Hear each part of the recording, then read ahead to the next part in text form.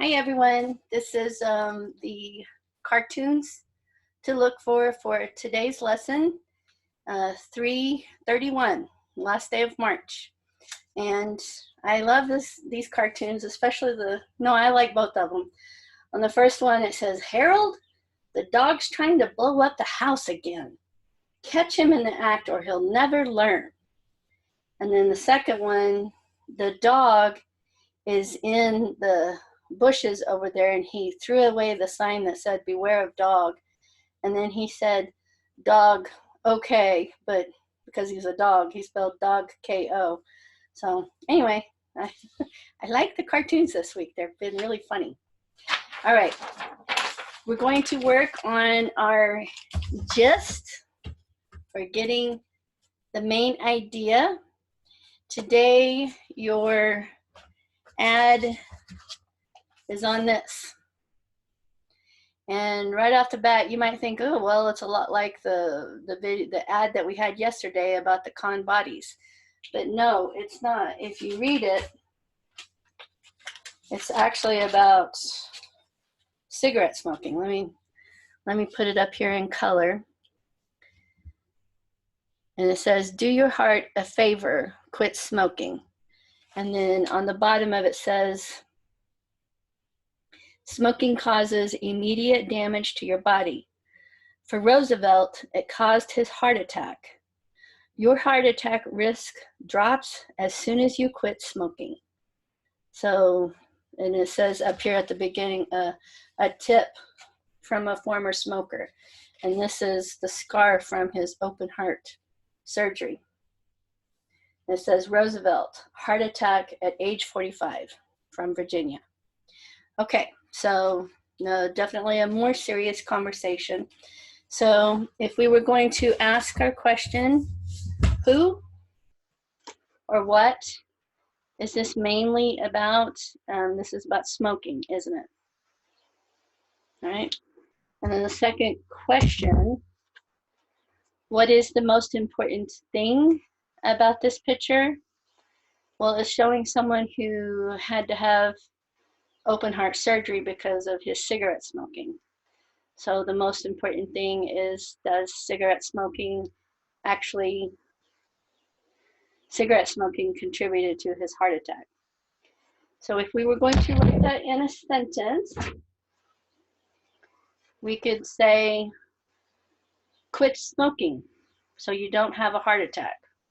That's 1, 2, 3, 4, 5, 6, 7, 8, 9. There might be different ways to say that. I mean, their ad was really good. Do your heart a favor, quit smoking. Or you can say smoking causes heart attacks.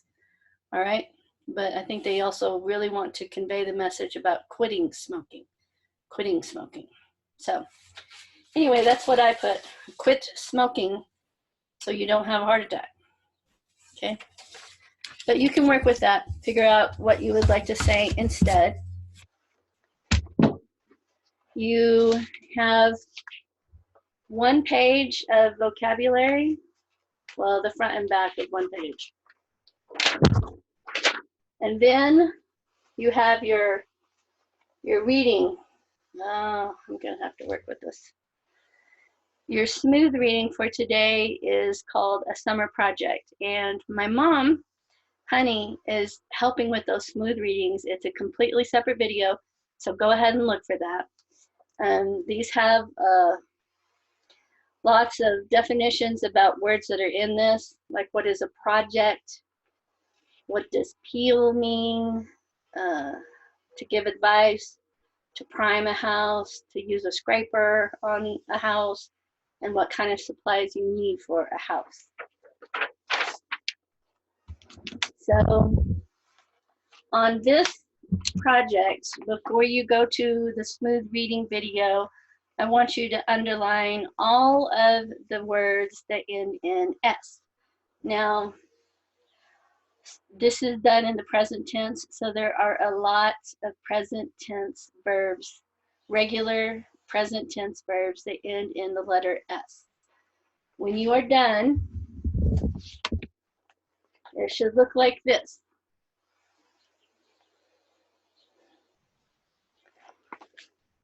I counted 14 verbs that ended in S, but there are also, as far as suffixes go behind us, these are also words that are not verbs, but they end in S. And I had 3 of those, and I circled them instead of underlining them. So I have 3 nouns that end in S. So you should end up with 14 verbs that end in S and 3 nouns that end in S for your smooth reading. Now, I want you to fill out the main idea at the bottom. Who or what is this mostly about? And then what is the most important thing about this story? And remember that we are practicing on getting those gists, the main idea, into 10 words or less.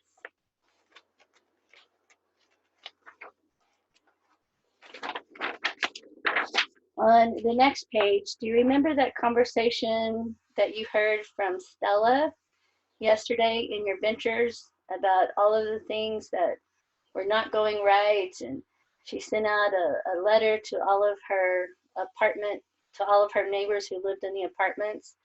This is exercise lesson E. Writing is still about Stella and all of the things that are going wrong in the apartment. Now, there are no conversations for this one. So go ahead and you should be able to answer all of these questions down here with this information up here.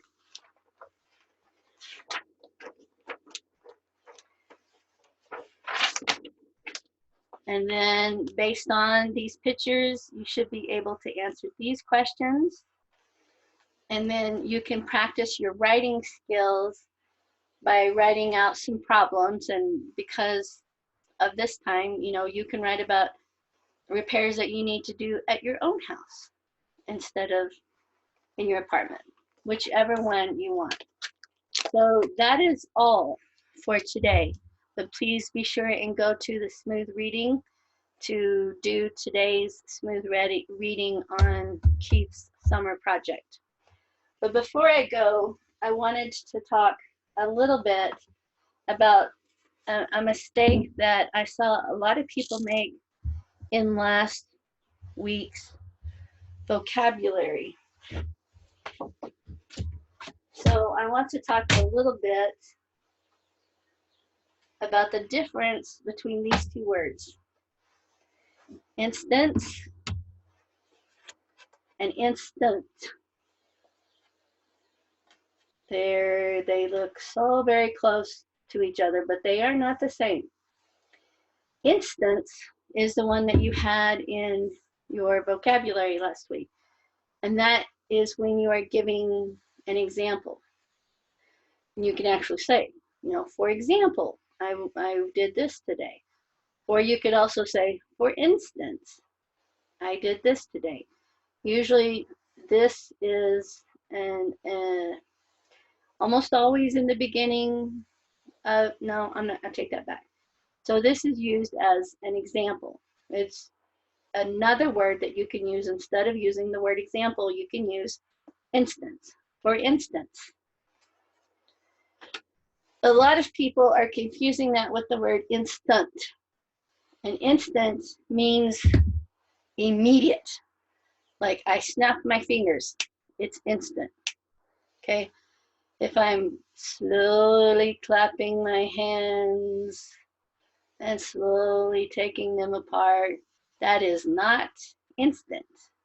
It's very slow. This is instant. It happened instantly. So your vocabulary word was instance, but I wanted to make sure that you understood that instance is what we use with for example, and instant is immediate, right there and then.